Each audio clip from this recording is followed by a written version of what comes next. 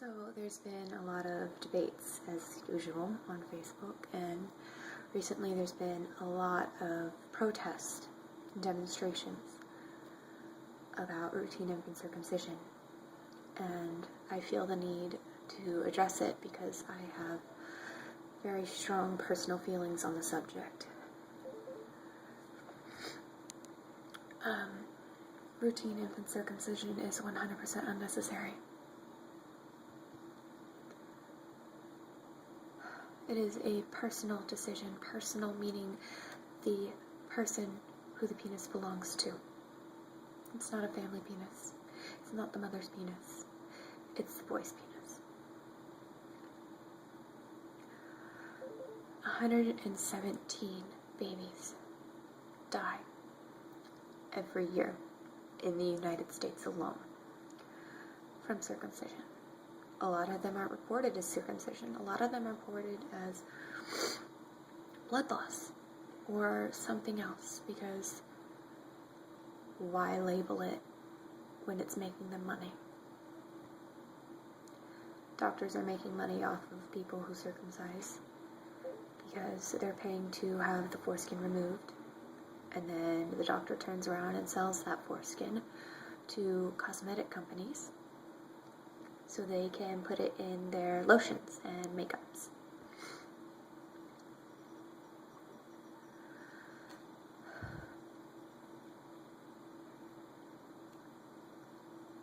The foreskin has 16 plus functions. If you don't know one of them, let alone all of them, you need to research it. If you don't know them, why do you think you have the right to remove the foreskin? You have no idea what you're taking away.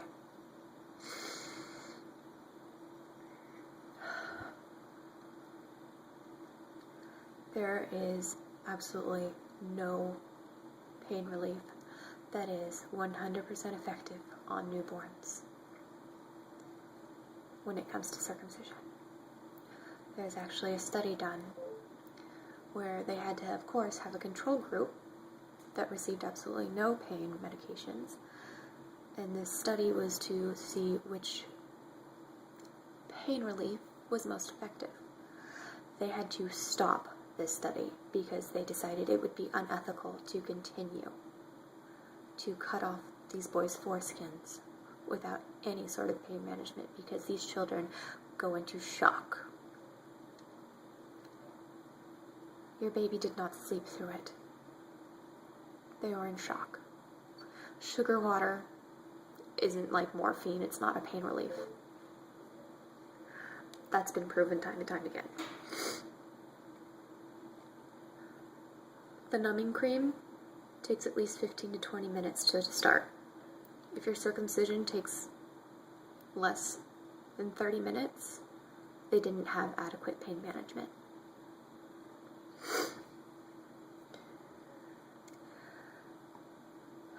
There are tons of complications that come from circumcision. There's skin bridges, there's hair shaft, there's erectile dysfunction, there's so much. And it's so common. Circumcision also affects breastfeeding. Think about it. Part of their body just got cut off after having it ripped away from the head of their penis. At birth, the foreskin is fused to the head of the penis like your fingernail is fused to your nail bed. To remove the foreskin, they have to shove a blunt instrument in between the two and separate it, clamp it off, and then slice it off. That would be the equivalent of me shoving a fork underneath your fingernail and ripping it off. Doesn't sound good, does it? There are many doctors and nurses and CNMs and all these other medical professions who are against routine infant circumcision. There are countries in Europe who are banning it and making it illegal.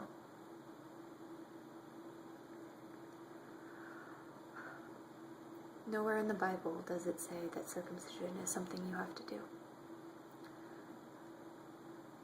And to further make sure that you understand this, biblical circumcision is different than today's cosmetic circumcision. It is a 9-day difference. Biblical circumcision is a small nick on the foreskin. Today's cosmetic circumcision removes the entire foreskin. You have no idea how big or small or whatever size your son's penis is going to be like when they're older.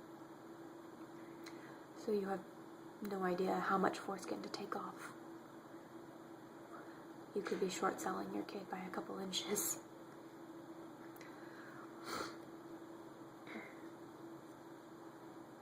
Circumcised isn't cleaner.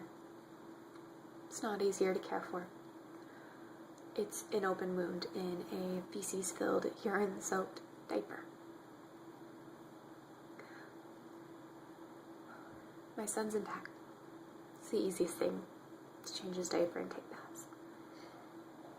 When they are still young enough and the foreskin isn't retractable, when it comes to diaper changes, you wipe it off like a finger and you never, ever retract them, not even a little.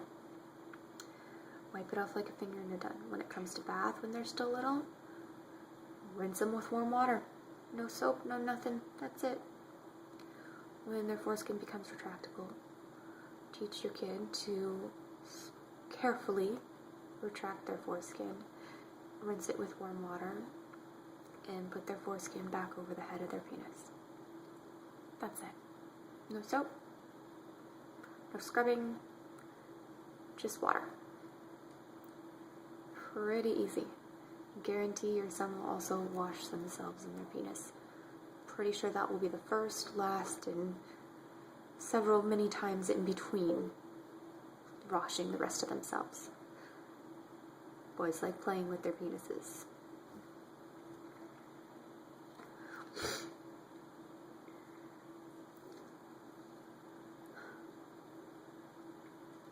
If you prefer circumcised over intact, that's great.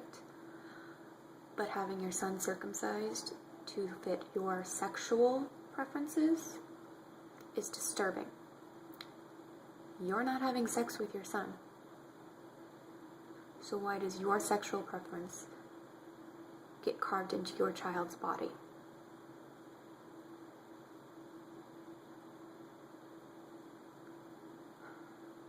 %of the world is intact.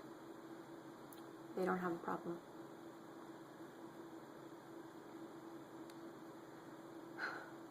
It's almost impossible to spot the difference between an intact and a circumcised penis when erect. The foreskin alone has 20,000 nerve endings. The clit only has 8,000. And somebody's going to say, well, with that many extra nerve endings, they're going to be quick Minutemen. Not the case. They have the sensation, they know what they feel like, they have better control over their body. I guess the best way I would be able to compare it is using your hand in writing. Sit on your hand until it falls asleep and try and write. Kind of difficult, right? Loss of sensation makes it difficult to do things. Also, when you remove the foreskin, it turns the head of the penis from an internal organ, which is what it's supposed to be, into an external one, causing keratinization.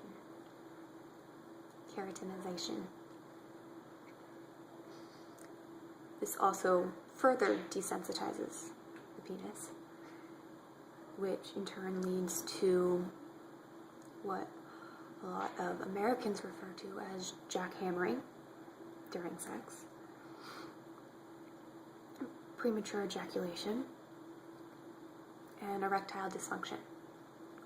America has one of the highest rates of erectile dysfunction and consumers of erectile dysfunction medication.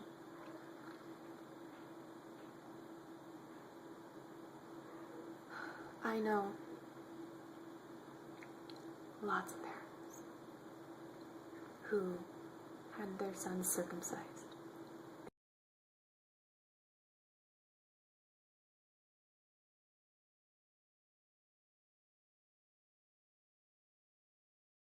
filled with horrible regret.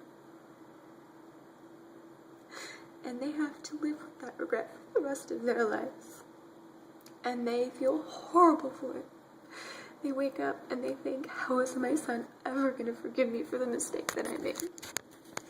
How can I forgive myself for not doing proper research and looking into this? How could I allow myself to be conned by a money-hungry medical system? There are also tons of men out there who have been circumcised, who are in groups. One of the huge groups is called Blood-Stained Men and their friends, who hate that they were circumcised at infancy, hate that their parents made the decision to take away their whole body from them, hate the fact that their human rights were violated.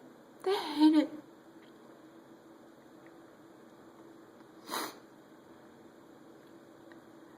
I personally have never met a guy who's intact who wishes he was circumcised. I know that there are men out there who believe this, but my guess would be they feel like this because of social conditioning. Americans seem to think that circumcised is better and intact, or uncircumcised, as the uneducated like to call it, is dirty and gross, and they call it turtlenecks and anteaters and all these horrible things. I don't know why you can't teach your child to love their body the way it is, love themselves the way they are, and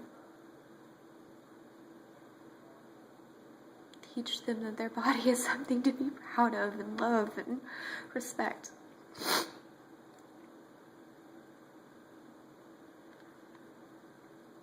When I was pregnant with my son, I found a small group of people who were against this practice.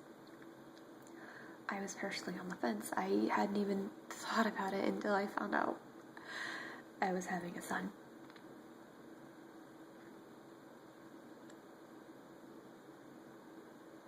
When I first started looking into it, deep down, it felt wrong and just didn't seem right, but I kept researching, and I researched and I went through all this incorrect information that told me it was cleaner and healthier and pretty and prevented HIV and STDs.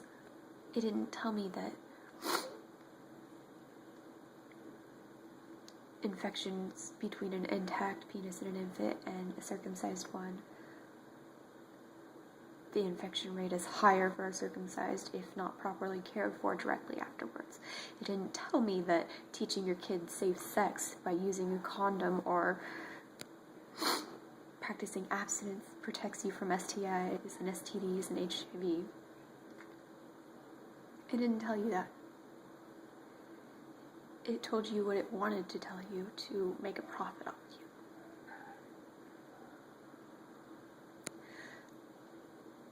And then I found these people. And these people showed me real information based on facts and science. And they showed me what a horrifying, terrible procedure this is. And they told me all about intact care. And they told me all about what circumcision did to them and how it affects them on a daily basis.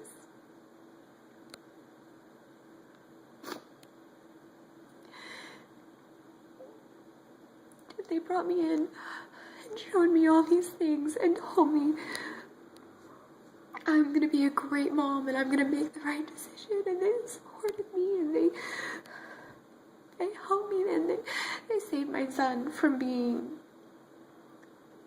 a statistic in the 117 deaths per year from circumcision. They saved my son from the possibility of dying for a cosmetic procedure. They saved my son from having a complication from a cosmetic procedure. They showed me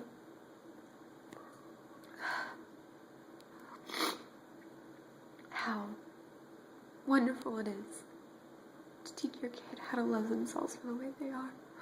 They showed me how society has brainwashed us into thinking these horrible things about the natural human body. They showed me all of this. They saved my son, and they saved me. They saved me from... They saved me from cultural preferences and conditioning as to what the male body should be like. They showed me how to find this information. They showed me how to share this information. They told me and showed me different ways on how to hand out this information and get it out to other new moms and old moms and everyone in between to help prevent other boys from having to go through this procedure. They showed me how to save other people's children. They showed me how to save babies. I have saved babies. And I am so proud of that. And I am so happy that these people showed me how to do it. And I am so grateful to them. I will never be able to express in words how grateful I am to these people. How grateful I am that they saved me and my son, and that they saved all these other kids. And they show all these parents and non-parents and grandparents and all these other things, these other people. And they show them facts and they change their minds. They get the truth out there. These are incredible people who are selflessly putting themselves out there for the chance to save someone else's kid. They take so much personal bashing and banning on Facebooks, and they get things thrown at them at protest, and they get arrested, and they sacrifice so much just for the hope that they're going to get this information out to people and save these kids. And I am so inspired by them. And I am so inspired that I am one of them. And hopefully after watching this and reading the information, you'll be one of these people too.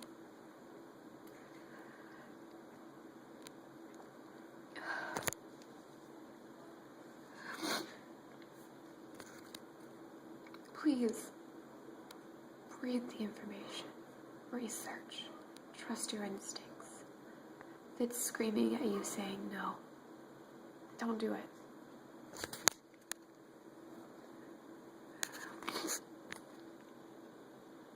There's so much preventable things that can happen. And this is one of them. And if you save just one baby boy from reading and sharing this information hundreds and thousands and millions of times, then it's worth it. It's worth every second.